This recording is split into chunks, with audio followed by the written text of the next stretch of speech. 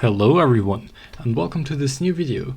Now, I know I haven't really been active in the past 2 months, and I really do apologize for it. School's been kinda tough, and I needed to catch up on things. But now that I'm back, I'm having actually a few new ideas as to what I could make in the future, so new content will arrive soon. But yeah, despite the looks, this is not a tutorial, but rather a shameless plug and ad for myself. But actually it's kinda exciting, so please hear me out. So you see this thing on the right and you see this thing on the left, right? And there is actually not much of a difference, despite this looking maybe a little better than this here. But that is of course well, not something everybody will agree upon, but what you can say is that this looks a little bit more realistic. And why is that so? If we go to the shading tab and get into the render view, then you will see that I have a little node group for the object on the right, while the object on the left, I can just delete that. It also has the same node group, but you can see that it only uses that principled BSDF. Well, this here uses my PBR custom metal shader. Now, it sounds really fancy, and well, to some extent it is, because it features a lot of cool stuff that I will show you in just a moment. But before we start on my shader, let me just give you a quick overview on the principled BSDF and what you don't need on it. Because the principled BSDF, when it comes to metal, has a lot of things that you will actually never use, such as, for instance, the subsurface. That is the effect when you put a flashlight under your fingers, and then the red light starts coming through because it scatters through your blood, through your skin and stuff like that. You usually don't have that same effect with metals, and that is why we don't use it. Now, then the radius and the color doesn't affect it as well. Now the metallic slider, I will put a metallic slider into this just for making rust, because that is something I have not implemented yet, but I will. So no worries.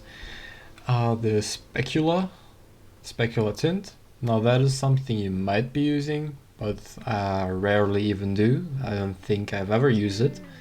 Now the roughness, I have that as well. Anisotropic is something my shader is liking, but my shader is not made for anisotropic materials. I cannot talk, I'm sorry. Then clear coat and clear coat roughness. Now there is there will be some times that you want to be putting a clear coat on your metal, but that is a really rare occasion, and that is again something I'm not going for with this shader. What exactly I'm going for is something that you will see in a bit. Now the IOR is set to 3.9. Watch what happens when I put it to 0. Absolutely nothing. This thing here should be black. If I put it to 1, absolutely nothing changes. That is because the index of refraction for metals is calculated by its roughness. Now that is a stretch, it does something. I mean, it's not completely bad, but usually, I mean, look at gold and look at brass. They have a different refraction index, even though they might have the same roughness if you polish them down. So it's not really the most realistic of things to not change anything, and that is something the principled BSDF is sincerely lacking. Now the transmission and the transmission roughness will have nothing to do with metals. That is simply to make something transparent, like see-through glass and plastic, stuff like that. Emission, well, metal doesn't glow, right? You can heat it up, of course, but then it's not solid metal anymore. Now the alpha will change the transparency, and even that doesn't do much until you reach a point of 0. Now you can of course see it through, but why would you want to do that? So now this lovely little shader, which by the way has 7 presets, which include gold, aluminium or aluminum if you're from the US, brass, bronze, chrome, copper and iron. Now let us just simply go through what each and every one of these does. So I will show you the example of gold and aluminium, because then you will be able to understand everything. So what you can see on my shader is you have the diffuse color and the reflection color. And that is something the Radiant Pro render has as well, and that is a feature I really like, because what that allows you to do is actually make realistic looking gold, which with the principled PSDF is sadly not really possible. You can get something close to gold, but it will never be there. So you have this little RGB node. Now I could have just put in some values, but look here, it says reflection color.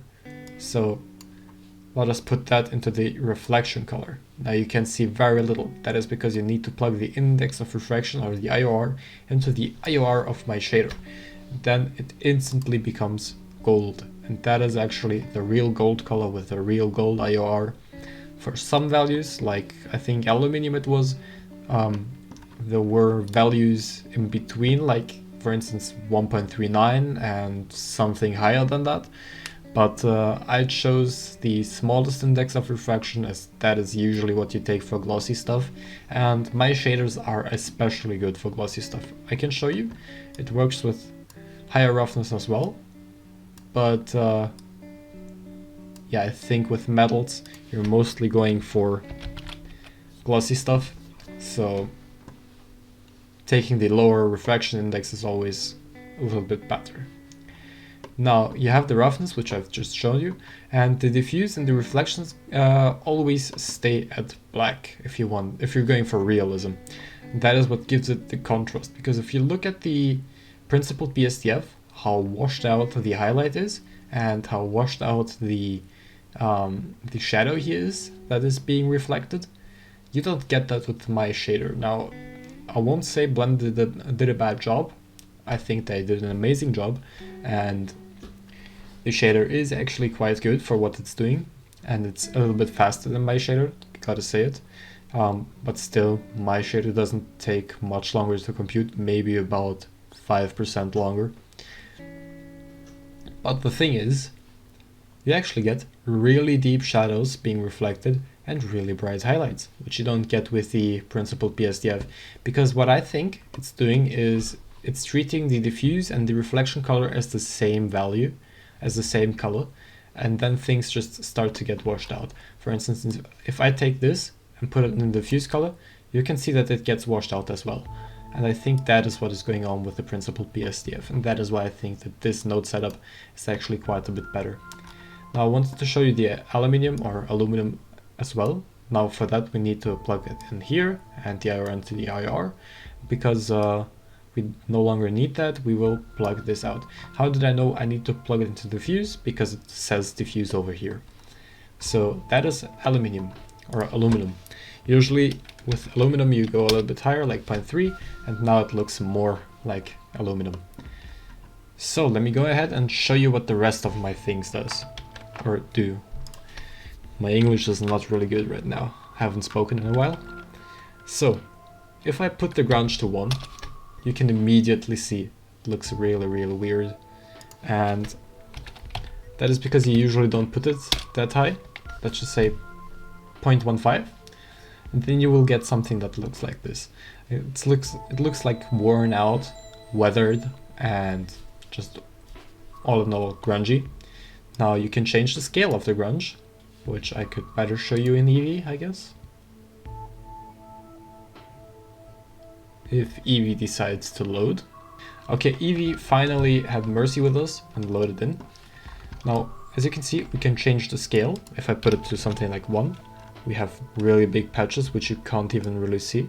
But once we get smaller, you can see the each individual little patch here. Maybe if I make the effect a little bit stronger, you can see it better. It gets smaller as you progress, as you can see. And maybe you're at the point where you actually quite like the results you're getting, but the size is good, but you don't like the placement. Then you can play with the seed. It keeps the size of the blodges intact, but you actually get quite a bit of flexibility with placing your grunge. Let me revert that, and now you see fingerprint size and fingerprint amount. I will put the detail to 0.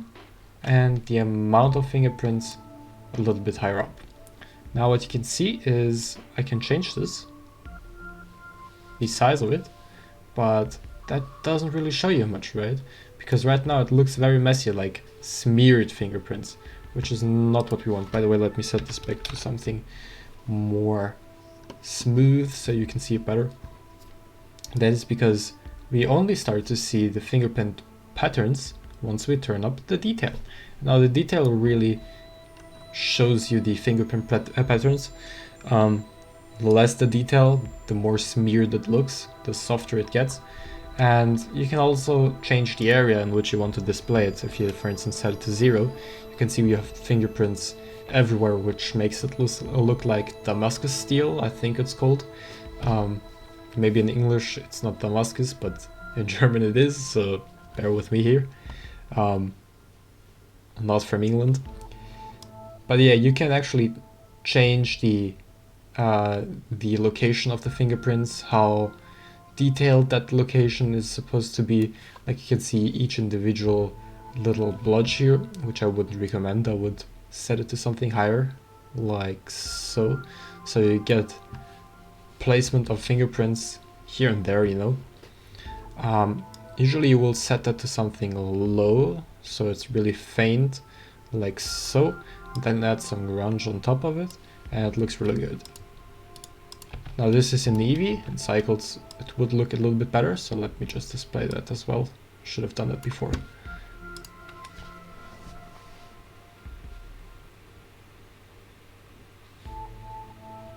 As you can see, you see very faint fingerprints because I put it up to like 0.16.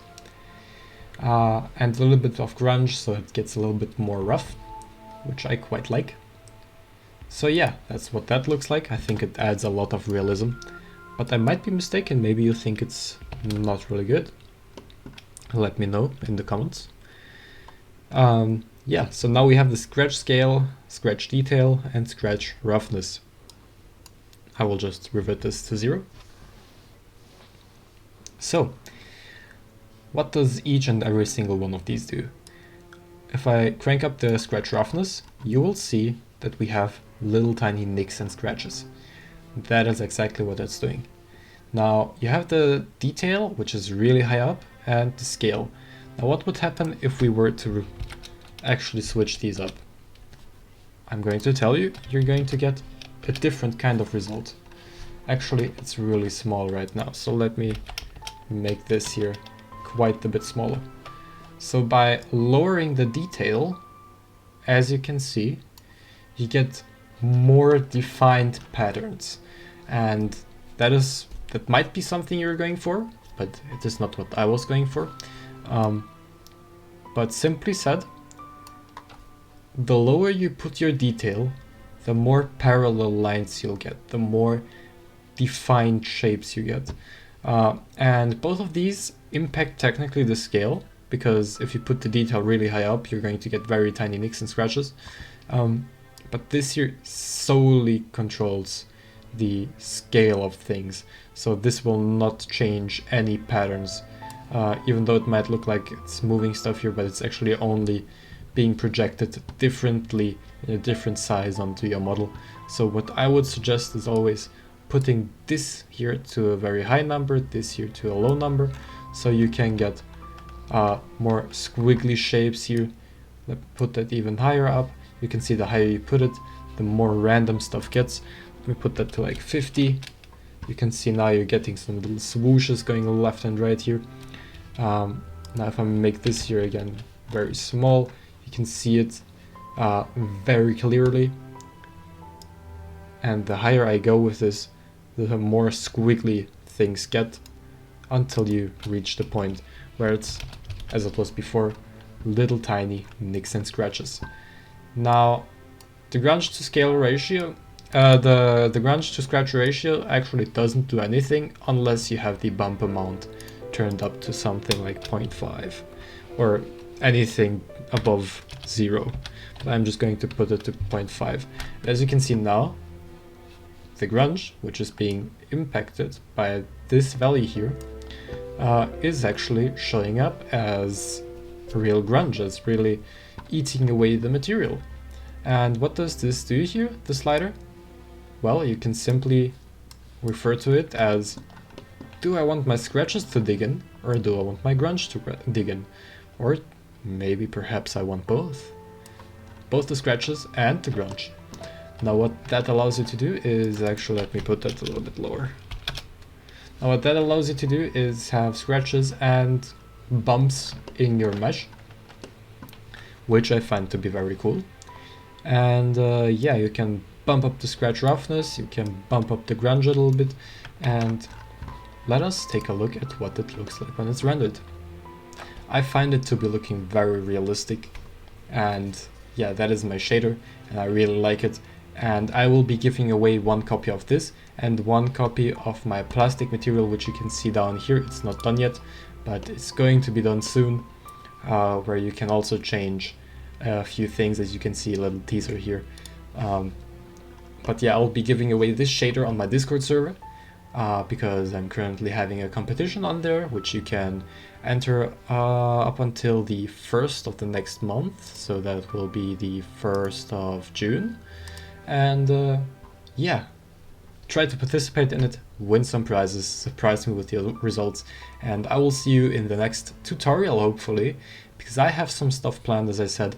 And yeah, peace out, bye.